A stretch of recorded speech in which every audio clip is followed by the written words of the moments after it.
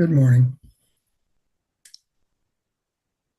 You've probably heard of the semi-legendary person in Zen literature called Bodhidharma.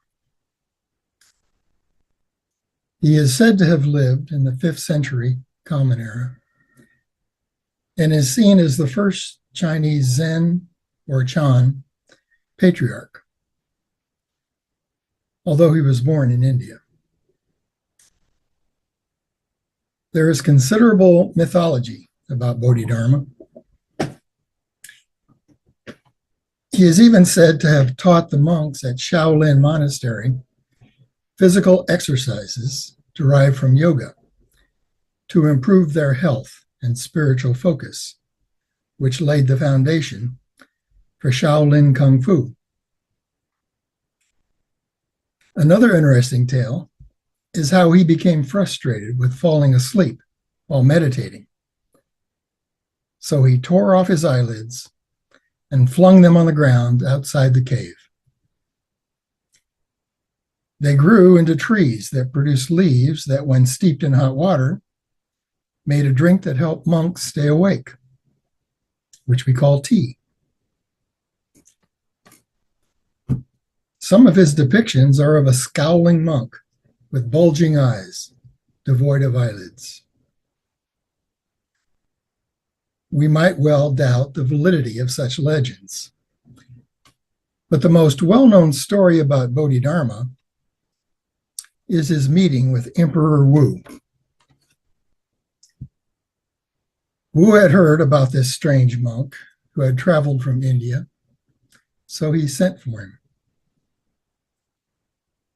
When Bodhidharma arrived, the emperor touted his own support for Buddhism and asked what merit he had accumulated. Bodhidharma replied, "No merit." The puzzled emperor then asked, "So then what is your teaching?" Bodhidharma replied, "Vast emptiness, nothing holy." More confused, the emperor then asked, "Who are you?" Bodhidharma said, "Don't know." And he turned and left. What's the point of this exchange? Was he just giving the emperor a hard time? In those days, that wasn't a smart thing to do. It's understandable that Emperor Wu wanted to know what merit he had accrued, that's the word I'm looking for, accrued, for his investment in supporting the spread of Buddhism in China. He was a serious student of Buddhism, and his efforts were commendable. Merit was a common theme of Buddhism at that time in China, and still is today in some Buddhist sects. But Bodhidharma expressed a whole new approach the emperor hadn't encountered before when he told him no merit.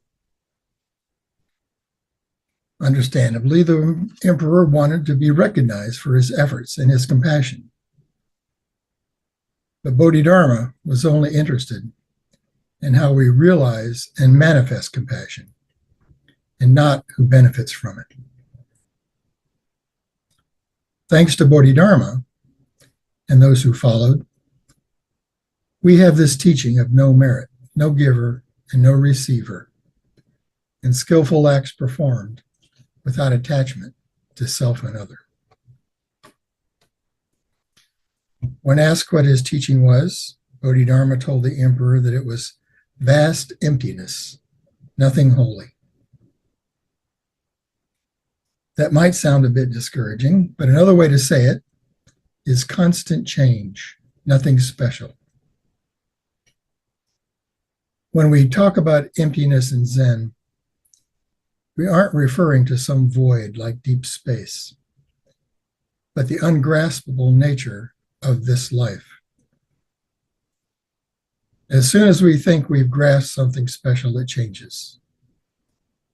But in realizing this, we are free to experience our life moment by moment without trying to cling to anything we believe to be holy or special.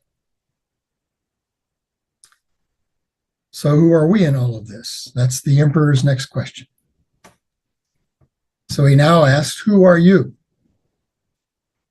And Bodhidharma replies, don't know. So what is this don't know? It's a simple and honest answer. But like the emperor, we usually aren't satisfied with that. We want to know who we are, why we are here, and what does it all mean? We can certainly know a lot of things about the world around us and how to skillfully function within it, but in our practice, it always comes down to this. When we let go of self, when we become an empty vessel, there is nothing we need to know and nothing we need to gain. We can be our life exactly as we are. The practice principles refer to being just this moment. And I think we all have a sense of this moment thing that it's referring to. In fact, how could we not? This moment is all there ever is throughout our day and throughout our life. This moment experiencing is our true nature. But what about the just part? Why put the just before this moment? This is our practice effort. To notice when we spin off from this moment into the self-centered dream of likes and dislikes, of desires and aversions.